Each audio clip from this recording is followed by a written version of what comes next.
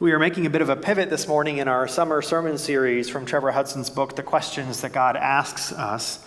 Having spent the past 5 weeks exploring some of the questions from the Old Testament, we are turning today to questions that come to us from the New Testament. And in point of fact, each of these remaining questions are questions that Jesus himself asked. And maybe that adds a little more weight, a little more heft to these next 5 questions. And hopefully knowing these questions come from Jesus himself, may they become for us slightly more urgent questions, soft and slow burning questions for us, for our own growth, for our own formation as followers of this Jesus of Nazareth. This morning we're starting at the very beginning of Jesus' public ministry according to John's Gospel, when he meets his first disciples. And in this story, we are reminded how John the Baptist served as a kind of a preview, a forerunner, a vanguard for Jesus' public ministry, how Jesus was baptized by John the Baptist in the Jordan River, and how John the Baptist identified and called Jesus as the one, the Messiah, the Son of God. And when we pick up the story this morning at verse 35, John the Baptist points 2 of his own followers, 2 of his own disciples, towards Jesus, declaring him to be the Lamb of God. And these 2 disciples look at Jesus, and then they start following Jesus along the way. And turning towards them, Jesus asks the question that we will all sit with today. What are you looking for? What are you looking for? I think it's interesting that Jesus didn't ask the question that I would have asked, which is, why are you following me? Who are you? What do you want? Rather, Jesus says, what are you looking for?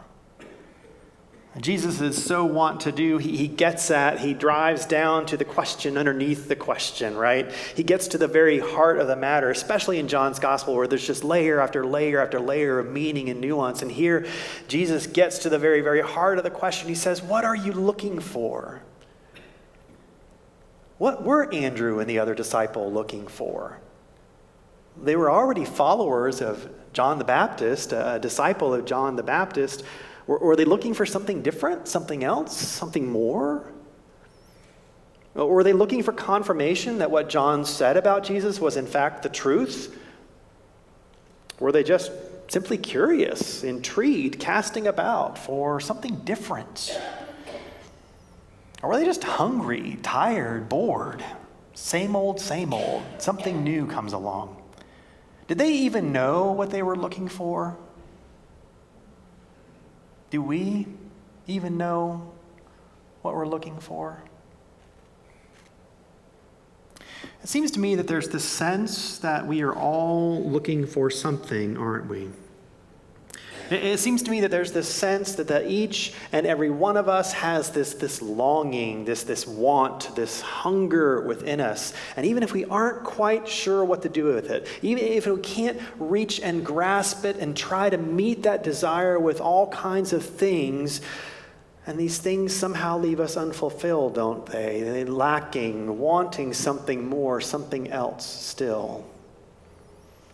I think all of us, to a certain degree, are conditioned by our consumeristic culture to a certain acquisitiveness, to a kind of voracious vocational insatiableness, where from an early age we are taught that to be is to want, to exist is to consume, and to be better is to buy, to have, to acquire more and more and more.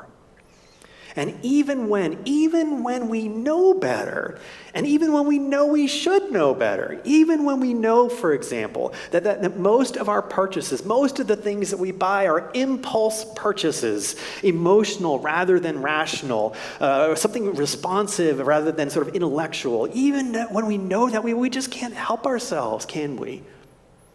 Have you been down the potato chip aisle at the grocery store recently? We just can't help ourselves. It's too easy to click buy now.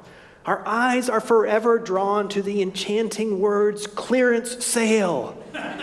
We can't resist the siren song of whatever it is that they are trying to sell us, whoever it is that they are. Psychologists tell us that making a purchase, buying something, releases the chemical dopamine in our brain. It's a hit. It's a high. It scratches a certain itch for many of us. And even if we are not diagnosed as compulsive shoppers, even if we're not diagnosed with that addiction, most of us, many of us, all of us, recognize that familiar, satisfying little jolt we get, the rush, the momentary glow of a good buy.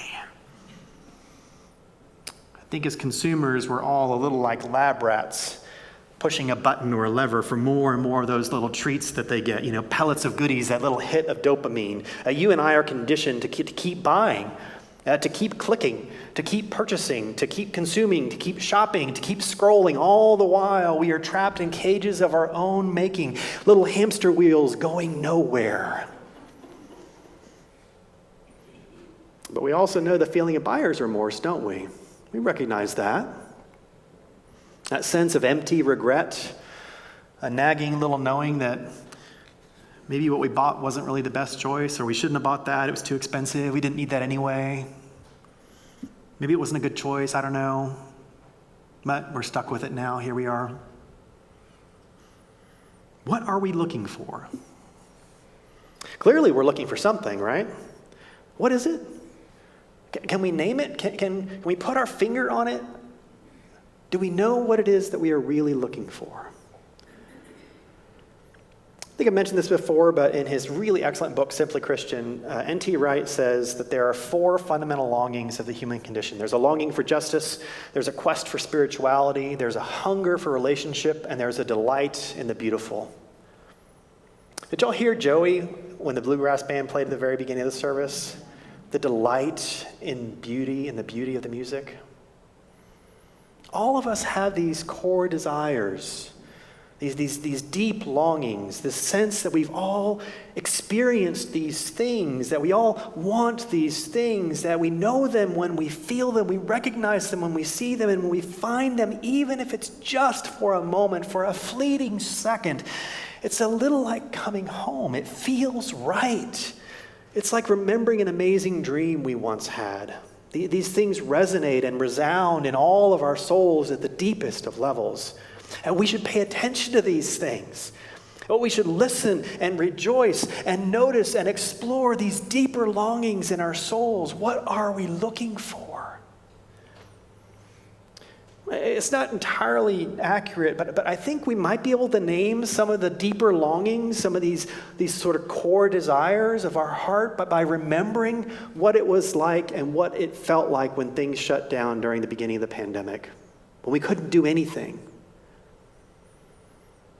Peeling through the layers of the surface wants of what we couldn't do anymore, the things that we couldn't have, the places we couldn't go. Peeling through all the surface layers of that, what was really down there? What was that longing? What desire? What hope did we hunger for? My guess is that one of the most important things that we longed for was simply relationship, to be able to be together, to spend time together, to be in community. But what about security and safety? That's a longing that we have too, isn't it? To be safe when we are together? To be secure in our communities, in our churches, in our home? What else did we miss? What else did we really miss when we couldn't have the things that weren't really things at all? One of the most fundamental tensions, I think, in our contemporary worldview and our sort of general kind of philosophy, the soup that we're all swimming in, is basic anthropology. What are we human beings really? What makes us tick? What makes a human a human? Coming through the Enlightenment and spreading into much of our thought and our understanding, our theology, our ideology, we have this gift, this insight, this wisdom from René Descartes, who famously said, "I think, therefore I am." And we are, in this worldview, rational actors. We are intelligent, sentient beings, picking and choosing and thinking our way through life. And while there's much that's been gifted to us by this worldview, there's much progress and insight and wisdom from this really powerful set of ideas, I wonder if we somehow missed something along the way. James K. Smith said that the problem is that we human beings, that we're not merely thinking things. We're not merely thinkers, as Descartes would have us believe. We're also lovers, as St. Augustine would have us believe. St. Augustine famously said, "Our hearts are restless until they find rest in God." We're not just thinkers, we're lovers. Our loves, our longings, our desires have strong sway over even our thinking, our rational mind. And deep down, if we're honest, we all know it, don't we? We would do well then to sink from our heads into our hearts from time to time. To stop thinking our way all the time and start feeling our way. To notice, to pay attention, to linger over the movement of our hearts when our heart just leaps at something, when awe or wonder takes over, when we lose ourselves in something, when we find ourselves overcome by something. That's the life song of the heart, the gentle nudging of our souls towards something really important, really meaningful, something we could never ever merely simply think ourselves into or purchase or consume. What are you looking for? What is your heart really looking for? Ron Rolheiser's somewhat famous for saying that all spirituality is what we do with our desire. Spirituality is what we do with the aching pain that we feel, the emptiness, the loneliness that we feel in our bones, the injustices that we recoil at instinctively. These desires are the things that we can't shake, and what we do with them is our spirituality. And spirituality is what we do with the delicious hope, he says, of a longing that we can't quite put our finger on, we can't quite name, we can't quite articulate, but it's there like an echo in our soul, like a delight and beauty. What we do with that, what you and I do with that is spirituality. And what I love about this insight is that it's universal, isn't it? If any one of us sits still long enough, we all know that we have this sort of aching pain, this sort of delicious hope, sometimes both at the same time within us, even if we don't know what to do with them. These things are not bound by any organized religion or any institutional framework or any brick and mortar structure or construct. Each and every one of us has some longing, some deep desire, some hunger within us. And what's important is what we do with that. That is our spirituality. What are you looking for? Sort of a longish quote, but listen to what Rolheiser says. He says, spirituality is not about serenely picking or rationally choosing certain activities like going to church or praying or meditating or reading spiritual books or setting off on a spiritual quest. It's far more basic than that. Long before we do anything explicitly religious at all, we have to do something about the fire that burns within us. What we do with that fire, how we channel it, is our spirituality. We all have a spirituality, whether we want one or not, whether we are religious or not. Spirituality is more about whether or not we can sleep at night than about whether or not we go to church. Spirituality is more about whether or not we can sleep at night than about whether or not we go to church. What are you looking for? A couple of things I want to invite you to consider this morning and in the days to come. First, if you haven't yet, or if you haven't ever, Get in touch with your desires, with the deepest longings of your heart, your soul. Spend some time in quiet and solitude and ask yourself, what am I looking for? What am I really looking for? And if it's helpful, you can start by making a list, just writing down just the first thing that comes to mind. I'm looking for a good night's sleep. I'm looking for a hamburger. I would love a milkshake. Start with the surface things of what it is that you want right now.